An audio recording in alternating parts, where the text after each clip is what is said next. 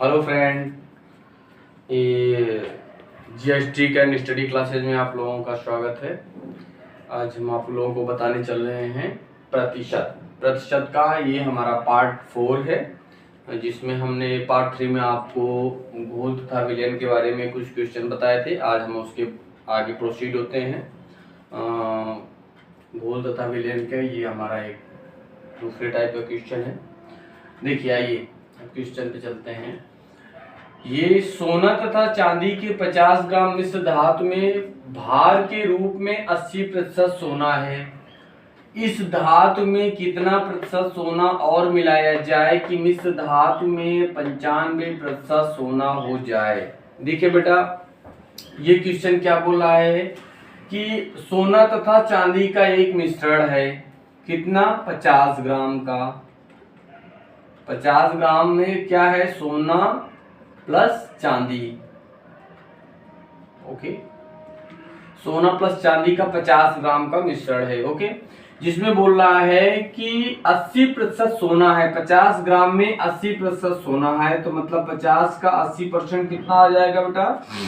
50 गुणित 80/100, तो ये कट गया 5 8 40 ग्राम। ठीक, ये हो गया 40 ग्राम क्या है बेटा? सोना है।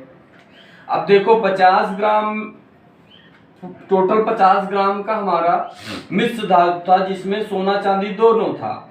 जिसमें सोना का प्रतिशत दे दिया उसने कि सोना 80% है, तो हम पहले सोना निकालेंगे। ऐसे क्वेश्चन में बेटा सबसे पहले शुरुआत हमारी कहां से होनी चाहिए? मिश्रण क्या दिया है वो लिख लो पहले।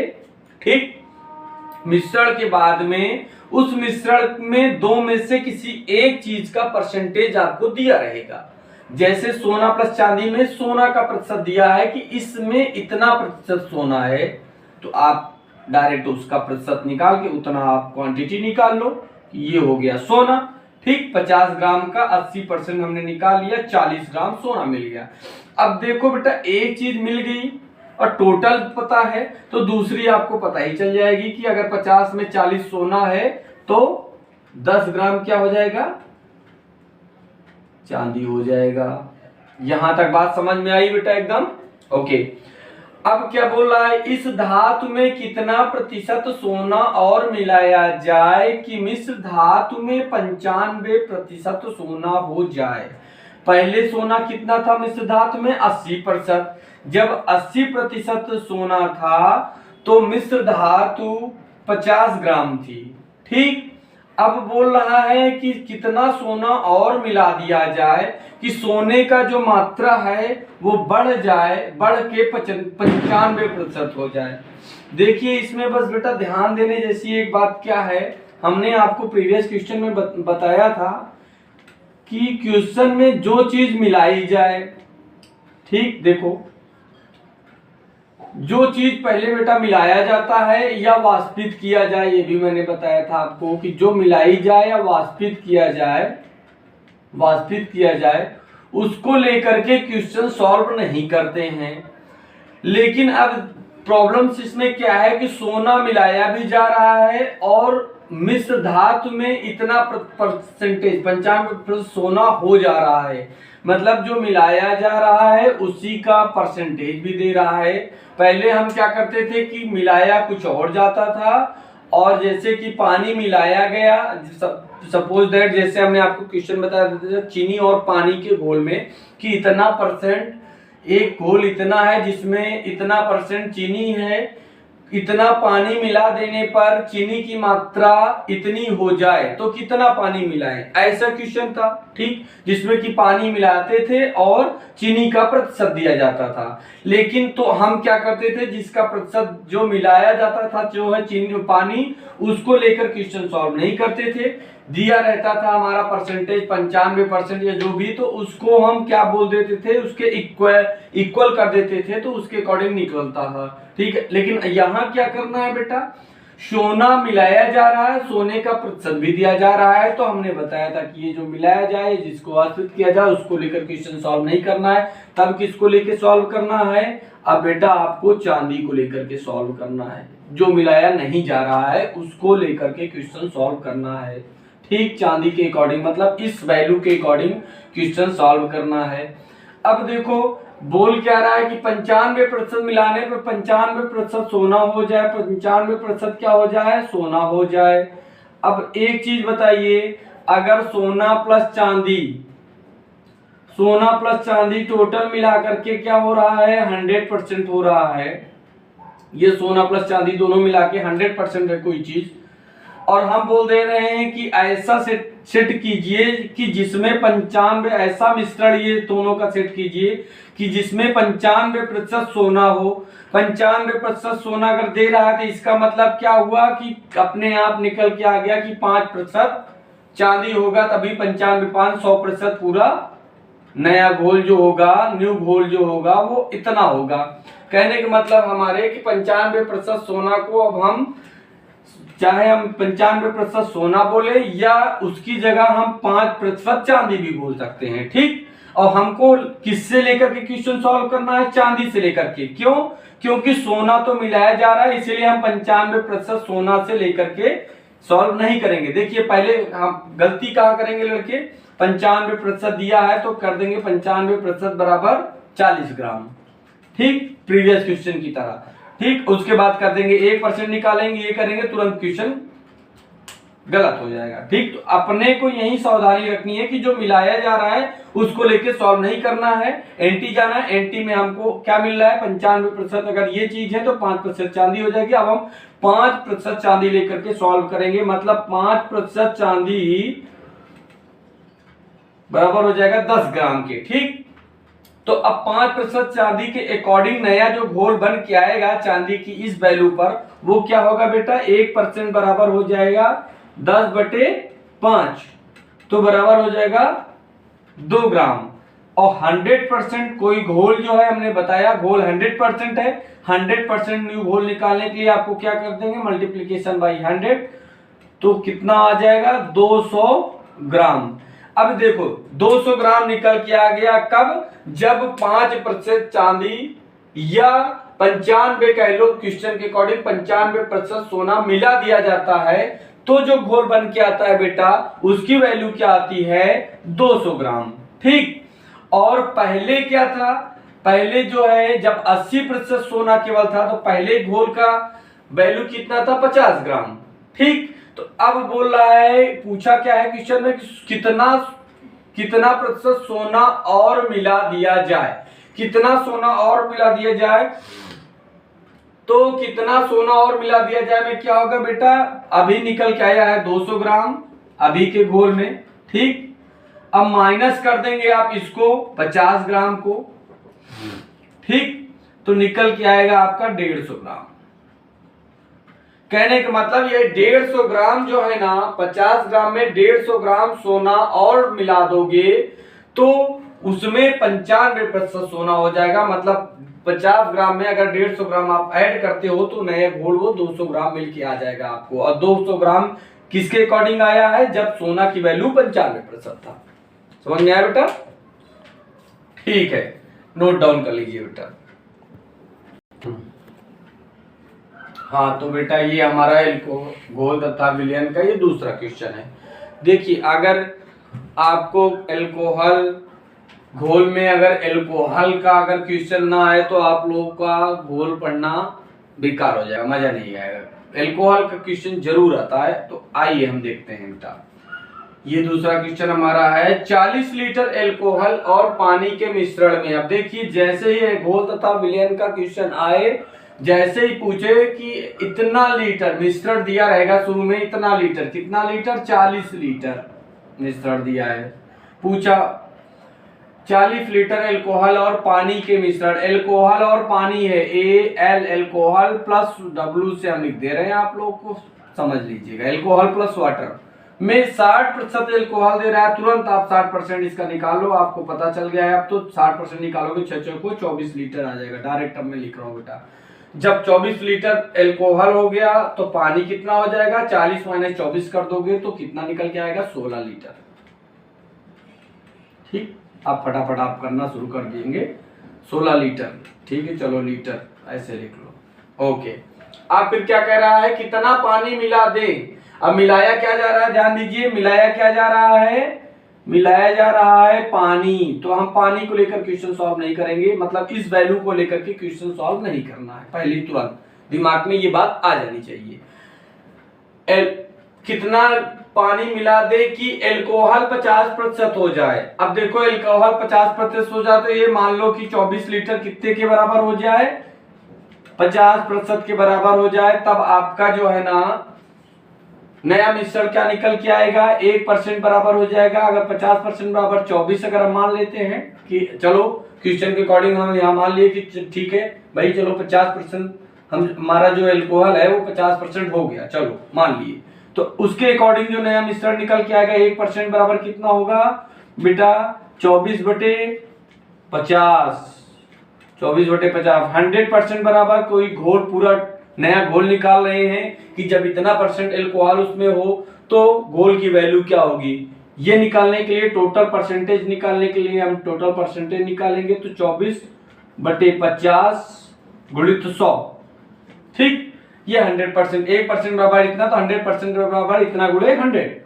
तो ये टोटल मिश्रण घोल निकल के क्या आया बेटा, 50 दूनी 100, 24 दूनी 48, मतलब 48 लीटर घोल हो जाएगा जब एल्कोहल की मात्रा 50% होगी। समझे बेटा, ओके। तो 48 लीटर घोल हो जा रहा है, लेकिन हमारा पहले घोल कितना था, पहले घोल था वो पहले जो था वो पहले जो है वो 40 लीटर था, ठीक। अब घोल कितना हो जा रहा है, न्यू घोल कितना हो रहा है बेटा, वो कितना हो रहा है, 48 लीटर हो जा रहा है।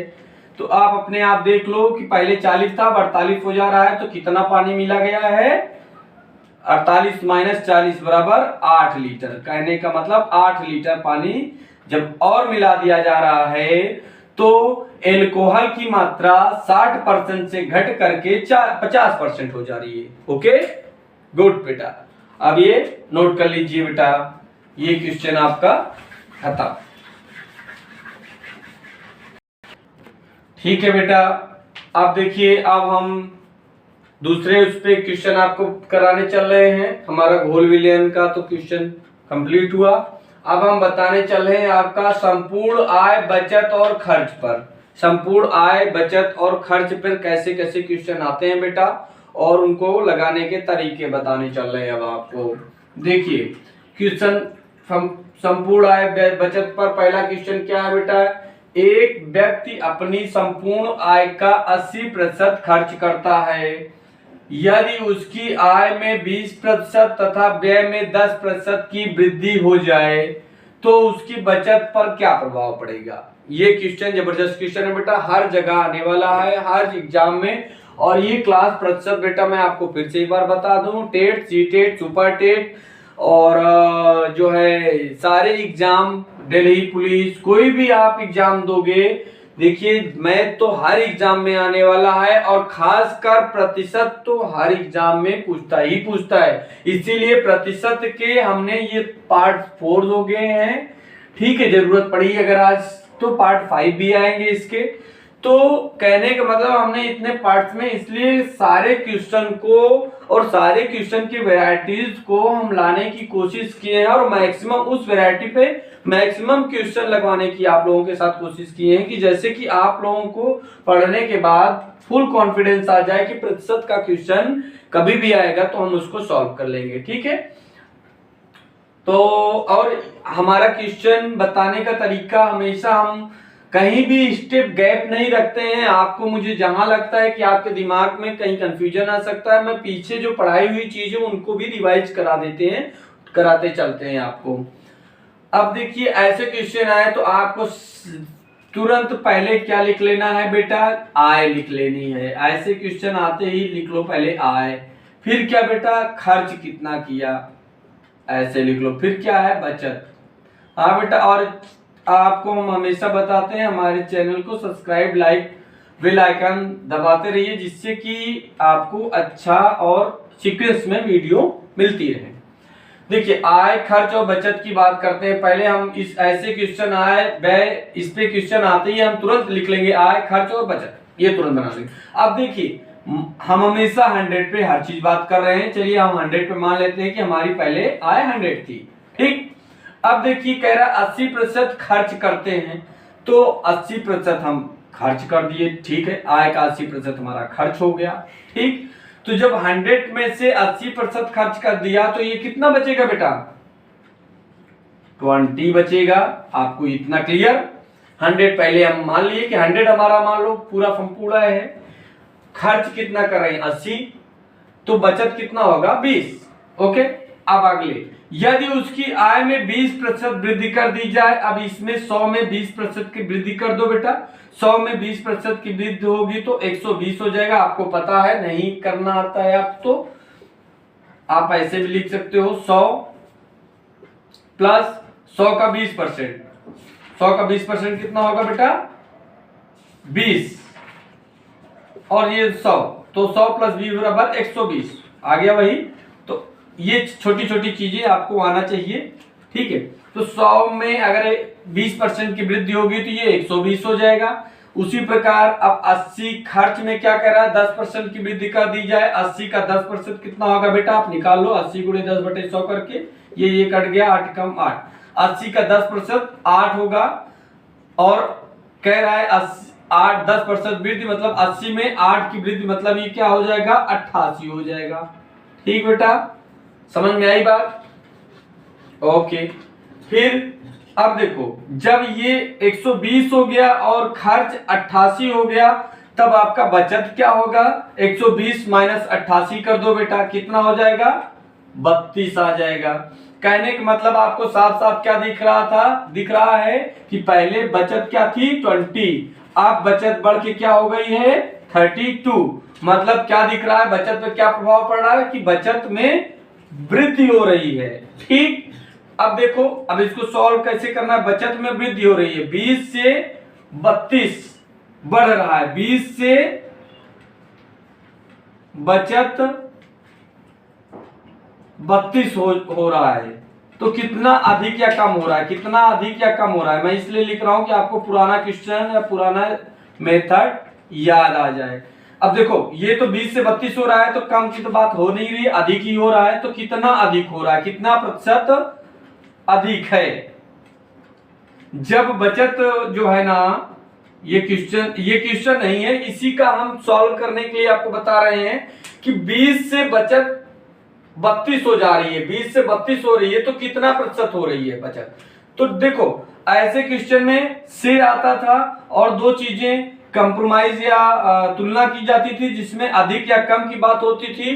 तो हम क्या करते थे? हमेशा अंतर बटे जो से वाली संख्या नीचे रखते थे। तो अंतर बेटा यहाँ कितना? 20 और 32 में अंतर कितना आएगा?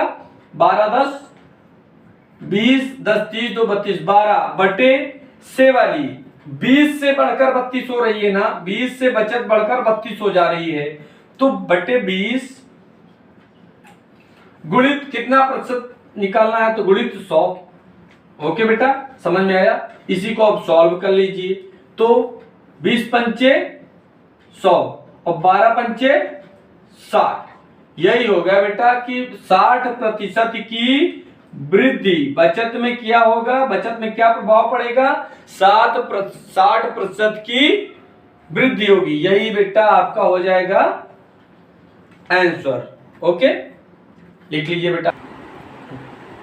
हाँ ठीक बेटा, तो अब देखिए, ये हमारा बचत पर खर्च पर दूसरा क्वेश्चन, दूसरे टाइप का। अब देखिए, इसमें क्या बोला? राम अपनी संपूर्ण आय का 20% मकान पर, मतलब संपूर्ण आय का 20% मकान पर, शेष का 40% परिवहन पर खर्च करता है। इसके बावजूद वह 1200 रुपए की बचत करता है। उसकी संपूर्ण आय कितनी है? ये पूछ रहा है बेटा। देखिए, ऐसे क्वेश्चन में भी आपको जैसे जैसे क्वेश्चन बोले वैसे वैसे आपको तुरंत कार्य करना है। देखिए, पहले तो आपको मान लेना है कि मान लो संपूर्ण आय इसकी पहले 100% थी, 100% मान लो, कोई भी चीज 100% हमेशा आप ले लो। उसमें क्या कर रहा है? अपनी संपूर्ण आय का, ये संपूर्ण उसकी आय हो गई।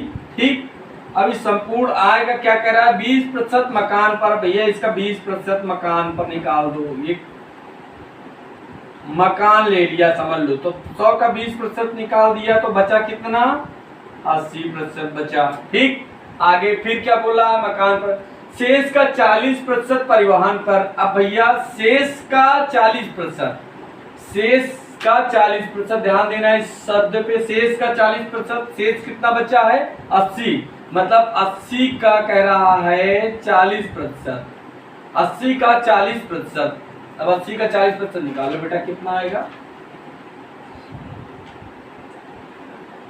8 चौक 32।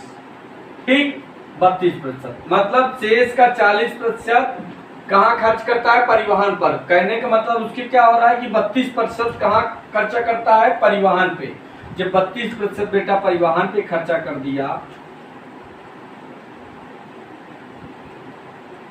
32% परिवहन पे खर्चा कर दिया, तो अब कितना बचेगा, 80 में से 32 चले जाएंगे, कितने हो जाएंगे, 10, 8 2 10, और इधर कितना है 7, 4 3 7, 48% बचा। ठीक, समझ गए क्वेश्चन के अकॉर्डिंग बेटा, समझ में आया। पहले तो संपूर्ण है, मान लो 100 ले लिया, 100 में क्या कह रहा है 20% मकान पर, तो हमने 20% मकान पे उसका हटा निकाल दिया, तो कितना बचा, 80% बचा। फिर कह रहा शेष का 40%, शेष का 40% बोल रहा है, मतलब ये मत गलती कर देना कि इसी 80 में 40 मार दो, ऐसा नहीं करना है आपको।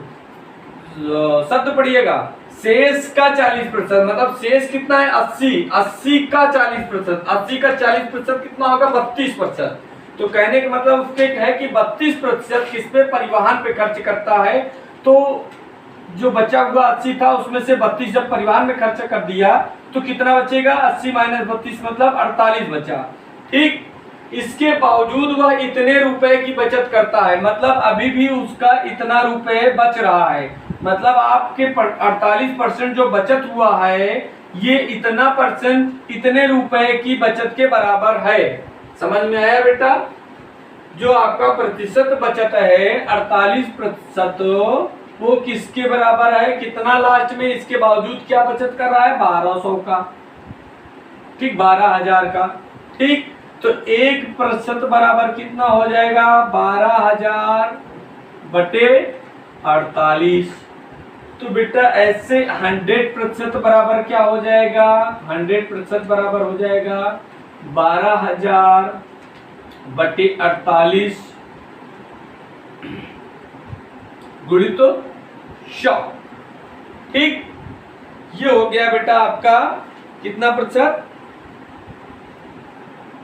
100%। अब इसको बेटा हम सॉल्व कर लेंगे, सॉल्व कर लेंगे तो आपका कितना आंसर आएगा, 25,000 करके आपका आंसर आ जाएगा। ठीक है, ओके बेटा, यही हुआ आपका आंसर। हाँ ठीक बेटा, अब देखिए ये तीसरा क्वेश्चन अपना, तीसरा क्वेश्चन क्या बोल रहा है, एक व्यक्ति अपनी संपूर्ण आय का 20% मकान पर, शेष का 2/3% शिक्षा पर, शेष का 30% अन्य मदों पर खर्च करता है, इसके बावजूद 5600 की बचत करता है, तो उसकी संपूर्ण आय क्या है। ठीक, फिर वही क्वेश्चन सेम। देखिए अब आपको बताते हैं, उसमें हमने आपको ये तरीका बताया, अब एक आपको बहुत अच्छा तरीका और बता देते हैं।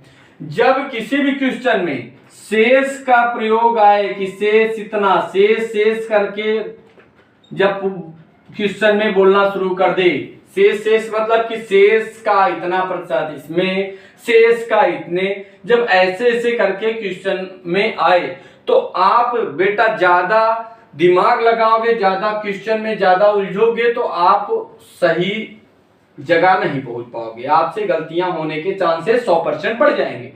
तो इसके लिए एक चीज आप हमेशा याद रखो, जब क्वेश्चन में शेष वाले ऐसे क्वेश्चन आए तो उसमें जो परसेंटेज आपको दिया रहे पहले तो उसको फ्रैक्शन में चेंज कर लो। फ्रैक्शन मतलब उसका परसेंटेज हटा दो। तो 20% को हम क्या लिख सकते हैं बेटा, 20/100 मीन्स 1/5 लिख सकते हैं। ठीक, ओके। 2/3% तो 2/3 तो ये तो फ्रैक्शन में है ही है। 30% अन्य मदों पे खर्च करता है तो 30 को आप 30% का मतलब 1/100, तो ये कितना हो जाएगा 3/10। ओके, 3/10 हो गया। मतलब जो जो व्यय किया अपनी आय का उसका आपने फ्रैक्शन में लिख लिया। अब शेष वाले जो क्वेश्चन ऐसे आते हैं इनमें इनका जो ट्रिक है वो आप एक दिमाग में रखिए कि हर जो है ना ऊपर कर दीजिए और नीचे जो है अंश और हर का अंतर, अंश और हर का अंतर निकालो, गुणित कितनी बचत कर रहा है, बस तुरंत आपका आंसर आ जाएगा। चाहे जितनी लंबी क्वेश्चन हो, चाहे जितना लंबा क्वेश्चन हो, आपका इस ट्रिक से इस तरीके से सारे शेष वाले आय व्यय के जो भी शेष के क्वेश्चन हैं सारे के आंसर आपके 1 मिनटों में आ जाएंगे। ये केवल लगाना है, करना क्या है, क्योंकि इसमें और भी लंबा पूछ लेगा आपको। एक व्यक्ति 20% मकान पर, शेष का 2/3%, शिक्षा पर शेष का 1/2%, इस पे शेष का 5/2, इसमें शेष का 3/2, कितना भी लंबा क्वेश्चन आपका वो करता चला जा सकता है। तो उसमें आपका जो माइंड है वो कंफ्यूज हो सकता है। इसलिए जैसे ही शेष वाले शेष आगे करके जोड़े, ऐसे क्वेश्चनों में आपको ये ट्रिक तुरंत लगा देनी है। ये ट्रिक क्या है कि हर ऊपर ले लोगे, पहले तो सबको फ्रैक्शन में कर लिए, ये अपनी फ्रैक्शन में वैल्यू आ गई, ठीक, भिन्न में आ गई, प्रतिशत से हमने भिन्न में सबको कन्वर्ट कर लिया। अब भिन्न के बाद ये क्या करना है कि पहले हर ऊपर ले लो, सबका हर ऊपर ले लोगे, गुणित करते जाओगे और अंश और हर का उसके अंतर लेते जाओगे, गुणे लास्ट में पूरा बचत कर दोगे। अब देखो आओ करते हैं इसको, कैसे करना है, क्या बोला मैंने, हर को ऊपर ले लो, मतलब 5 को आप ऊपर ले लिए, बेटे हर और अंश का अंतर 5 और 1 का अंतर क्या हुआ बेटा 4, पहला खत्म, गुणित। अब दूसरा देखो बेटा, हमने क्या बोला, हर को ऊपर ले लो, मतलब 3 को ऊपर ले लो, बटे अंश और हर का अंतर, 3 और 2 में कितना अंतर है, 3 में 2 गए 1 बेटा, ओके, फिर गुणा कर लो।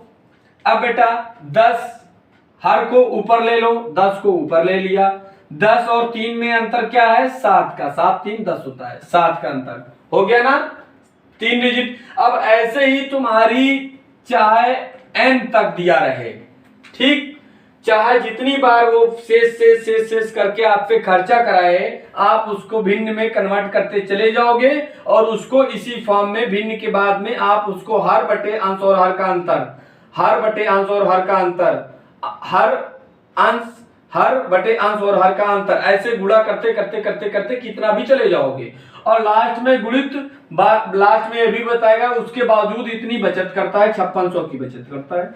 ठीक है, बस हो गया बेटा, डायरेक्ट इसको सॉल्व कर लो, आपका आंसर रेडी हो जाएगा, तुरंत सॉल्व कर लो। सॉल्व करने के बाद आपको क्या आंसर आ जाएगा, ये सॉल्व करोगे तो आपको बेटा 30,000 आंसर आ जाएगा। ठीक है, 30,000 आप सॉल्व करके देखना, ये आपका आंसर हो जाएगा 30,000। ओके बेटा, 30,000 ये आंसर है।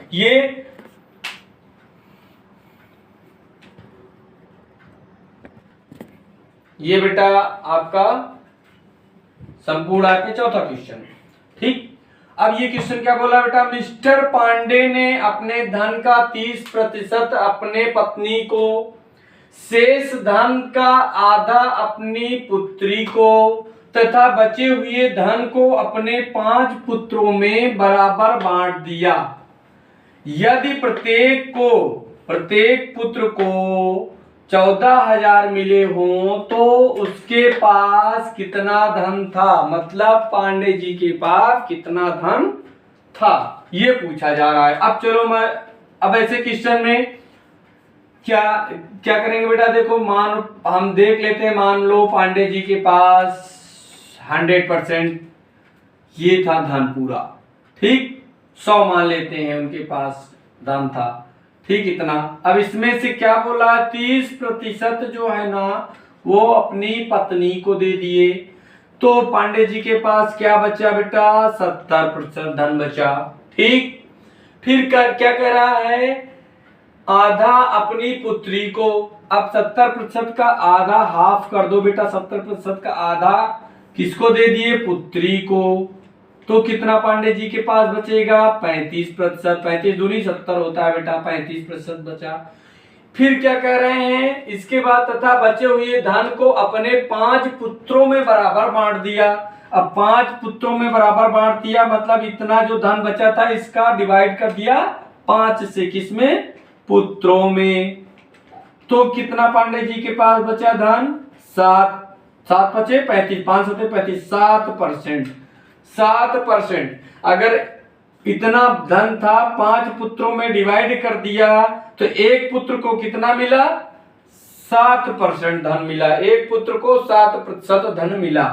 अब बोल रहे हैं प्रत्येक को कितना, इतना मिला था। प्रत्येक पुत्र को 14,000 मिला था, मतलब प्रत्येक मतलब 7% बराबर, परसेंटेज में प्रत्येक पुत्र को 7% मिला था और ये 14,000 रुपया था। तो मतलब 7% बराबर हो जाएगा 14,000 के। तो 1% बराबर कितना हो जाएगा बेटा, 14,000 बटे 7।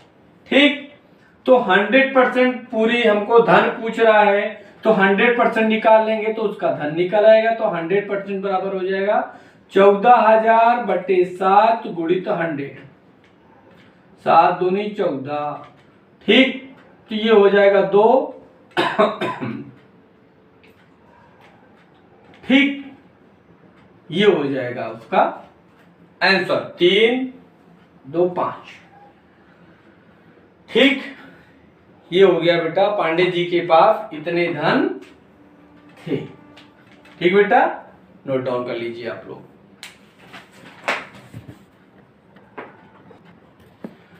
हाँ ठीक बेटा, अब देखिए ये हमने जो है ना ये अपना एक नया टाइप का क्वेश्चन है जो कि आप पढ़ो तो उसके बाद हम आपको बताते हैं। एक छात्रावास में 600 लड़के हैं, इनमें से प्रत्येक लड़का हॉकी व फुटबॉल दोनों खेल खेलता है। यदि 75% लड़के हॉकी तथा 45% लड़के फुटबॉल खेलते हैं तो कितने विद्यार्थी दोनों खेल खेलते हैं। ठीक, ऐसे क्वेश्चन भी बेटा आपके नजर में, आपके एग्जामों में आपको नजर आएंगे। ठीक है, बहुत अच्छे क्वेश्चन होते हैं, बस इनको थोड़ा ये क्वेश्चन, ऐसे क्वेश्चन लगाने के लिए बेटा आपको मैथ का एक फॉर्मूला मैं बता दे रहा हूं, आंख मूंद कर लगाओ, ज्यादा दिमाग इसमें लगाना नहीं है, तुरंत आंसर आएगा। एक आपने पढ़ा होगा N A union B equal to होता है N A plus N B minus N A intersection B. अब बेटा ये फॉर्मूला जो है ना इसके बारे में आपने पढ़ा होगा। ठीक, N A union B equal to होता है N A plus N B minus N A intersection B. अब एन ए यूनियन बी का मतलब क्या होता है, जो सब में हो, जो सब में हो मतलब टोटल, कुल की बात, जो टोटल की बात।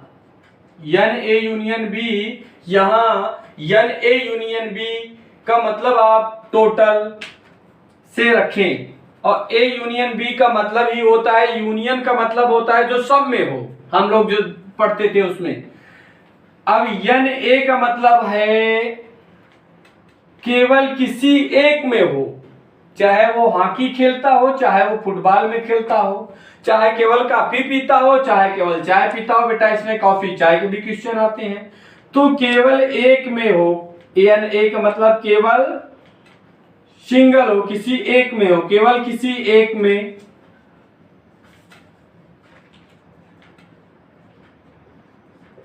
एन बी का मतलब भी हो जाएगा केवल किसी एक और किसी में।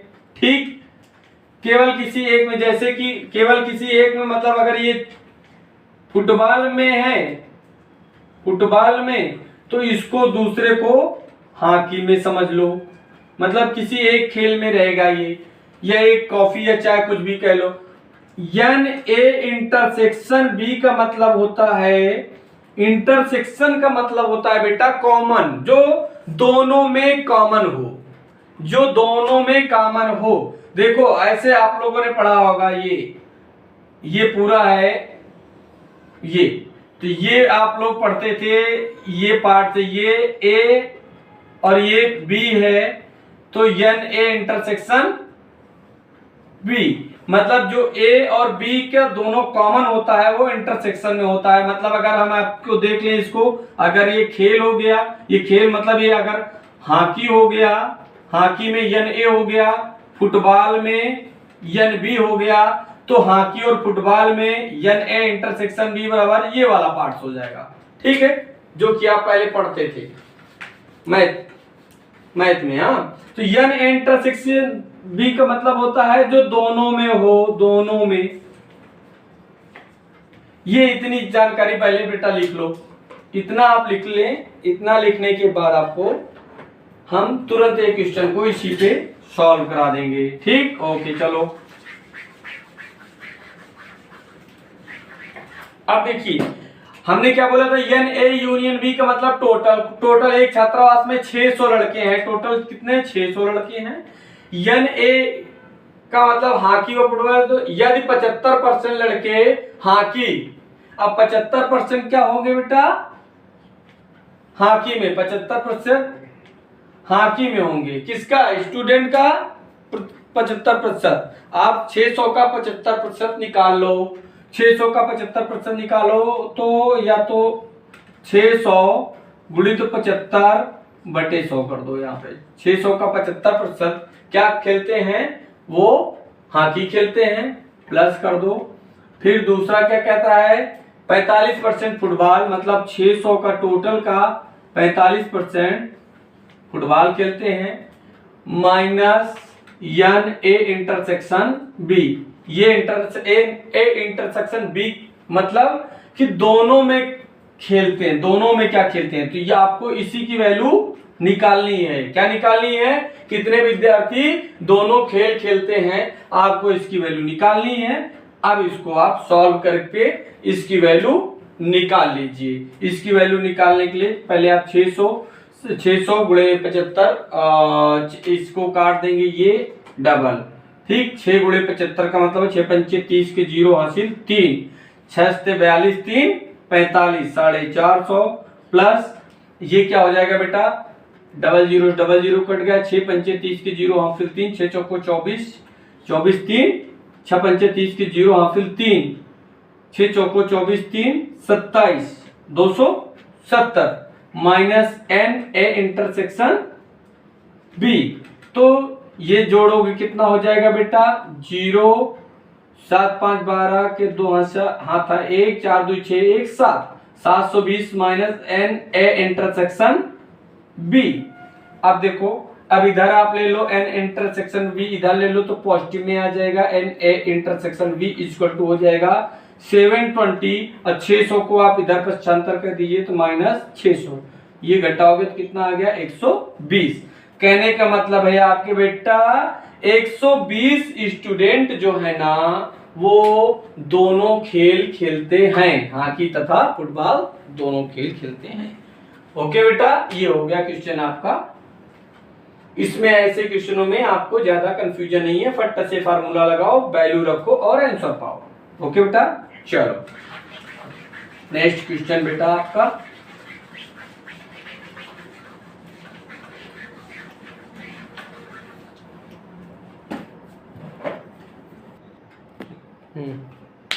ठीक, ये दूसरा क्वेश्चन बेटा आपका उसी टाइप का है। क्या बोल रहा है? एक कार्यालय में 72% कर्मचारी चाय पीते हैं तथा 44% कॉफी पीते हैं। यदि प्रत्येक कर्मचारी चाय अथवा कॉफी अवश्य पीता हो तथा 40 कर्मचारी चाय तथा कॉफी दोनों पीते हो, तो इस कार्यालय में कितने कर्मचारी हैं? उसमें बेटा प्रीवियस क्वेश्चन में क्या पूछा था कि हॉकी और फुटबॉल दोनों कितने खेलते हैं, तो दोनों की वैल्यू कहने का मतलब था एन ए इंटरसेक्शन बी की वैल्यू प्रीवियस में पूछा था। इसमें क्या पूछ रहा है आपका? कितने कर्मचारी हैं, मतलब इसमें क्या पूछना चाह रहा है? एन ए यूनियन बी, मतलब कुल या टोटल पूछना चाह रहा है या बेटा। समझ में आया? फार्मूला आपका क्या था? N A union B is equal to N A plus N B minus N A intersection B. ये फार्मूला अपना था, जहां एन ए इंटरसेक्शन सी को हमने बता दिया था कि जो दोनों में हो वो एन ए इंटरसेक्शन बी हो जाएगा। यूनियन मैंने बोल दिया था कुल।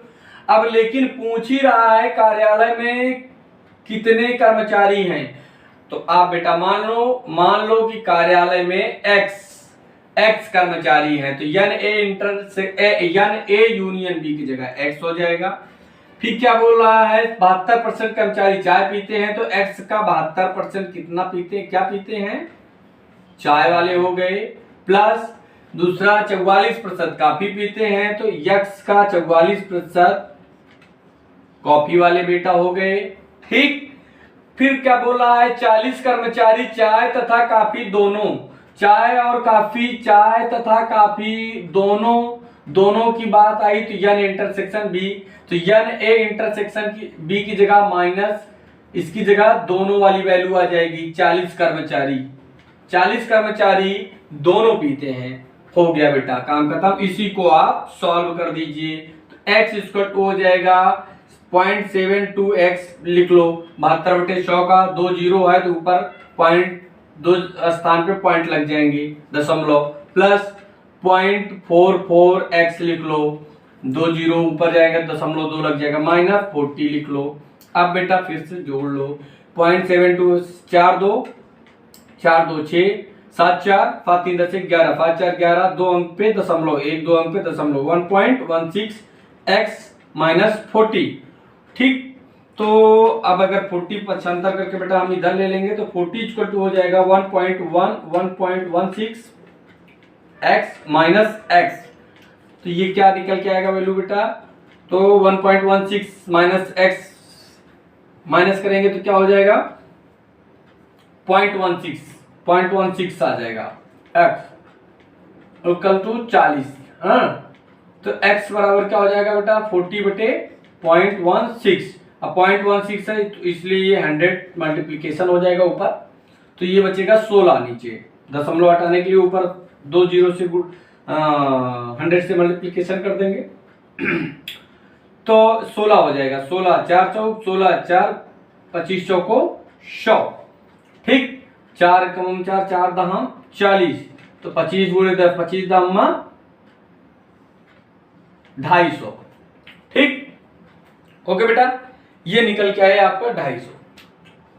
एक्स की वैल्यू 250, मतलब कार्यालय में कुल कितने कर्मचारी हैं? 250 कर्मचारी।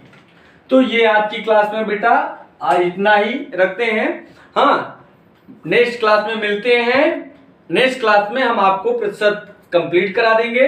प्रतिशत का केवल चुनाव बचा हुआ है, चुनाव पर आधारित प्रश्न बचे हुए हैं बेटा। चुनाव पर है, कुछ जनसंख्या पर है बस, और चुनाव और जनसंख्या 2 पे ही आपके क्वेश्चन बचे हैं। बाकी बेटा आप लोग करते रहिए, साथ में देखते रहिए, चैनल को लाइक सब्सक्राइब करते रहिए, एंजॉय करते रहिए पढ़ाई के साथ साथ में, और अपने करियर को ब्राइट करते रहिए। धन्यवाद, थैंक यू।